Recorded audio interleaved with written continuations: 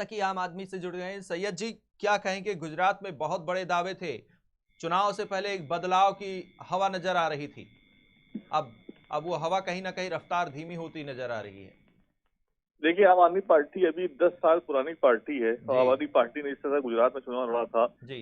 तो सब लोगों को लग रहा था कि वहां पे मुकाबला जो है भारतीय जनता पार्टी और आम आदमी पार्टी के बीच ये बाइपोलर इलेक्शन लग रहा था। जी। और आम आदमी पार्टी इतनी मजबूती से चुनाव लड़ा, सब लोगों ने देखा। बहुत से मीडिया के लोग भी जो है, आप ही की मीडिया से लोग इस बात को प्रचार कर रहे थे, इस बात को बता रहे थे कि आम आदमी पार्टी की स्थिति गुजरात में बहुत मजबूत है। जी। और हम पहली बार गुजरात में इलेक्शन लड़े, उसके बाद भी हमें वहाँ अच्छे खासे वोट मिले और आम आदमी पार्टी एक राष्ट्रीय पार्टी बन गई जी। गुजरात में चुनाव लड़ने के बाद। जी। और हम अभी 7-8 सीटों में वहाँ आगे चल रहे हैं। जी। तो ये आम आदमी पार्टी के लिए 10 साल पुरानी पार्टी, उसके लिए बहुत बड़ी उपलब्धि है कि वो दिल्ली में, पंजाब में, गुजरात में, गोवा में जी। और अन्य निकाय चुनाव में भी, सूरत में भी हमें सीटें अच्छी मिली थी गुजरात में। जी। और हमारा भी देखिए, हरियाणा में भी आम आदमी पार्टी को सीटें अच्छी मिली, जी। आसाम में मिली और इधर जम्मू कश्मीर में मिली। जी। तो आम आदमी पार्टी की एक्सेप्टेंस जो है पूरे भारत में धीरे धीरे बढ़ती चली जा रही है।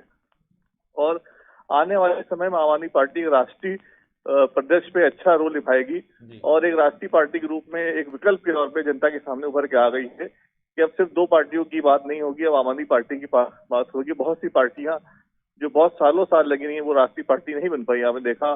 और आम आदमी पार्टी सिर्फ 10 सालों के अंदर जो है उसने अपनी जीत दर्ज कराई है, दिल्ली में, पंजाब में और वो गोवा में भी उसके 2 एमएलए। और मोहम्मद आम आदमी तकी, पार्टी 27 साल की एंटी इनकम्बेंसी थी कांग्रेस को लेकर। आप तमाम सारी बातें कर रहे थे। आपकी तरफ से ये भी कहा गया कि कांग्रेस और बीजेपी मिलकर चुनाव लड़ रहे हैं गुजरात में। 27 साल की एंटी इनकम्बेंसी के बाद कई सारे वो मुद्दे थे, आप तमाम सारे जो आप पर रेवड़ियां बांटने का आरोप लग रहे थे, वो भी आप लेके गुजरात में गए और कहीं ना कहीं ये सारी चीजें फेल होती नजर आई, क्योंकि बीजेपी जिस तरह से मैदान में उतरी, बहुत पीछे आप रह गए। देखिए, आम आदमी पार्टी ने पूरी मजबूती से चुनाव लड़ा। हमने अपनी पूरी बात जनता के बीच में रखी, जनता के अंदर हमें बड़ा उत्साह दिखा। जी। और आम आदमी पार्टी की वहाँ जो रैलियां थी उसमें बहुत भीड़ जी। जो है उमड़ रही थी। लोग आम आदमी पार्टी को सुनना चाह रहे थे। जी। हो सकता है कुछ वोट प्रतिशत हमारा कम रह गया, इसको हम जो है सीट में बदल नहीं पाए। जी। लेकिन जो है ये कि आने वाले समय में आम आदमी पार्टी एक अच्छे विकल्प के रूप में गुजरात में भी उभरेगी और राष्ट्रीय प्रदेश में आम आदमी पार्टी अच्छा काम करेगी और जनता की बात को लगातार आगे रखती रहेगी। जितनी मजबूती से आम आदमी पार्टी ने लड़ा है बीजेपी से, मुझे नहीं लगता किसी और अन्य पार्टी ने पिछले 2-3 सालों में इतनी मजबूती से बीजेपी से लड़ा हो। नहीं तो क्या और कहेंगे, समीकरण काम नहीं आए या समझाने में पीछे रह गए?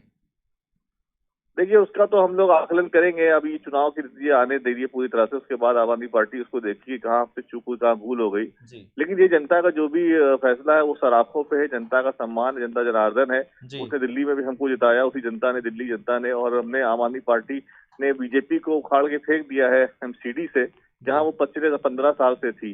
जी। तो जनता ने जहाँ भी हमें जो भी प्रेम दिया, जो भी हमें विश्वास जताया, जो भी हमें वोट दिया, उसका सराखों से इस्तकबाल है, उसका स्वागत है।